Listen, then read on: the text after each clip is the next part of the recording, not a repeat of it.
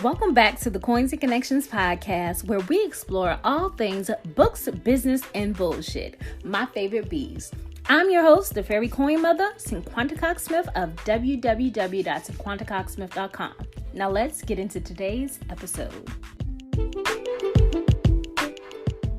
Welcome back to the Coins and Connections podcast. It is your girl, Cinquanta Cox-Smith. What's up? I really didn't feel like recording this podcast. I was feeling like it might end up coming out on a Saturday. But as I sit here, I'm reflecting on just so many thoughts that I had with this episode. I feel like it's going into two different episodes, and I'm not sure if they make sense. So I really want to talk about how you can not be the face of your company. And this also goes into how a lot of Black companies have now sold their businesses. They've been acquired, IPO, things like that. And then it also has to deal with Black companies starting to do licensing deals with Target and Michael's, different stores. It's so much backstory to those things. But I think I want to stick with today, just talking about how people love to be seen so bad nowadays. And ultimately, that might be the goal in the beginning, but what happens when it no longer serves you and you want to get out? But then by the time you get out, you now have this brand that is connected to your face. So you get out, but that brand follows you even after you've sold it. That brand is connected to you. They still say such and such of such and such company, even after it's acquired. And then everything after that is still an attachment to what your name in that brand was. Not being the face of your company is not a bad thing, because a lot of times the goal is to become bigger than what the business is and sell it. But if you do all your branding around your face, around your family, and you make your business space also about your personal life, there will not be a lot of separation. And I think a lot of people start off loving being the face. And then when that part happens, it's a burden. And it's something like you might not be able to recover from it. These are all good things. These are all things that people have to learn on their own. But I am a 100% testament of not being the face of my first couple of businesses. No one knew it was me behind the eBay account that was selling Hermes belts and Louis Vuitton belts and Gucci belts. Nobody knew that was me. I had never had a customer from my eBay store in 2011, 2012. I did not really know any of the people who I sold to on Spreadshirt in 2009. My store was Designs by Smiley, but back it was just my nickname, Smiley, and something that I thought a business should be, right? I've evolved, and the only thing that Designs by Smiley should be associated with right now is me sewing clothes, because I've far removed the t-shirts from that idea. When you think of me and my t-shirts now, you should think of Coins and Connections, right? And that's it. You don't see me mention Designs by Smiley. Yes, I still have the email. I don't know. Maybe I still have the domain name. Who knows? But what I'm saying is, because of how I moved in that business, it was different. And then Coins and Connections was actually supposed to be a blind print-on-demand company. I had tested a shop on Shopify and learning how to run Facebook ads, and had got my first sale with a blind POD before that one. And then within a couple of months of me having Coins and Connections, I had made sales as a blind POD company. I had mass domain name and all of that. And because of some circumstances, I ended up coming out as the face of the business. But I was making money before people knew it was my business. I think later on in life, and after I didn't have the business for a couple of years, it felt different. And it felt good to be the face because of the sales. That's what happened. And many people who are not the face of their business still are successful. And many people who are the face of their business are very successful. One thing that I feel about creating something that is near and dear to your heart without feeling like you have to be the face of it, I feel like you get to truly get the brand to person connection, like the brand to consumer connection, and taking you out of the equation. Because a lot of people still sell the point of people have to like you to buy from you. Why can't people like what you sell and want to buy from you.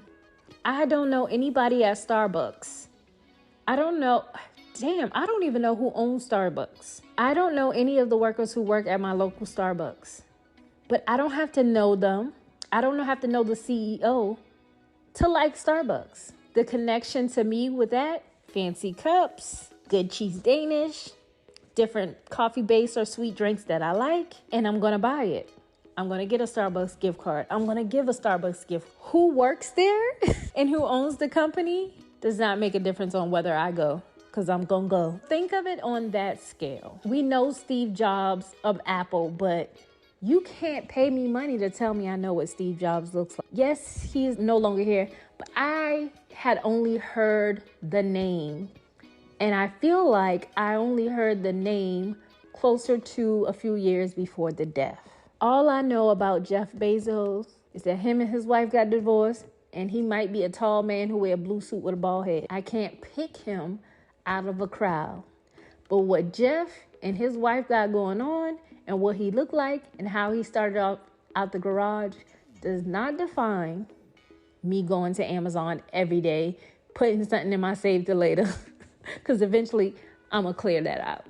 Eventually I'm going to buy something. I am hooked on the fact that I can order something and in 24 hours or less, it's at my door. I can get jiggy with the fact that I can be out of town and I can find an Amazon locker where I can get my packages on vacation. That doesn't matter. Like, I can separate the two.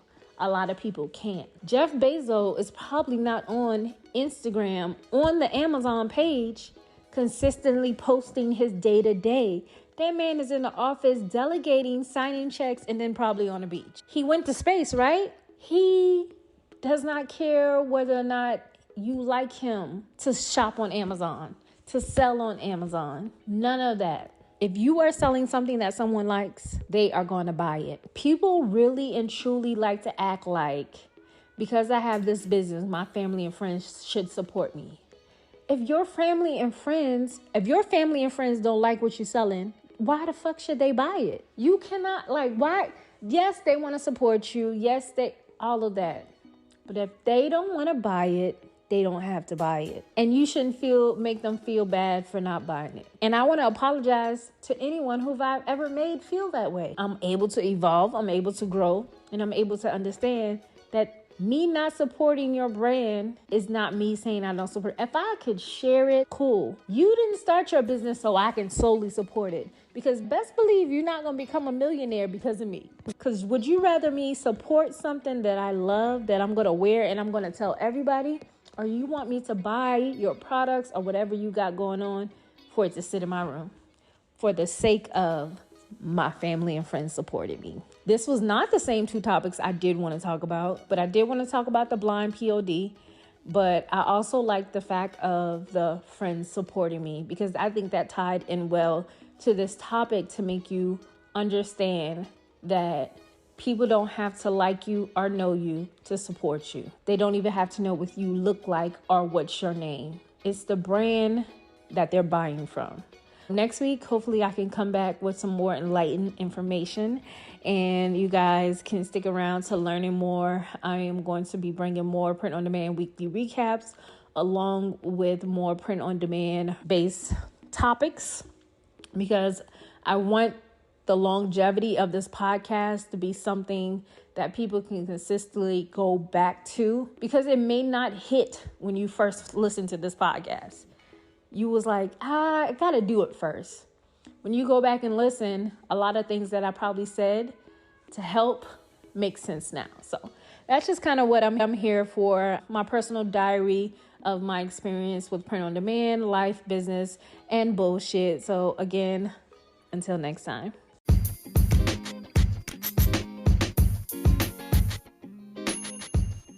Thank you so much for listening and subscribing to the Coins and Connections podcast. Don't forget to leave a review and join the conversation over on Facebook and Instagram using the hashtag Coins and Connections.